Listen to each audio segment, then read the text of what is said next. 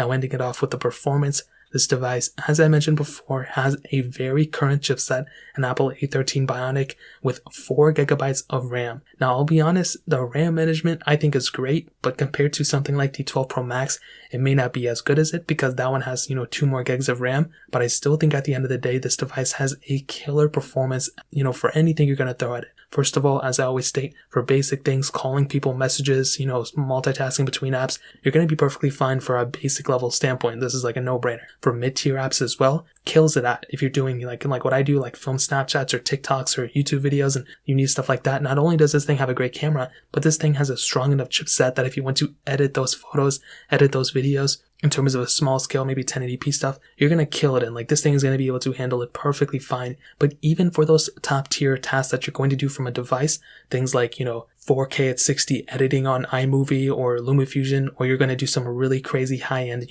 gaming stuff, or even like cloud gaming, whatever you need to do, this device is going to be able to handle it. It's going to give you very good graphics. It's not going to be too glitchy. And I think that's where this phone kills it at. The performance is amazing. I don't really have too much to complain about there. Maybe the only slight thing that's still the problem with a lot of other iPhones is the overheating aspect. Sometimes if you're going to go and do some maybe heavier intensive things, I noticed this on my iPhone 11 Pro 2, you're gonna run into some overheating issues. And it's not like every iPhone has this issue, but almost every single iPhone that I've tested has had some sort of issue like this. So that's a pretty big thing about it, so keep that in mind. And I think in terms of that, the performance gets a thumbs up from me. It's a great performing chipset for sure. Now,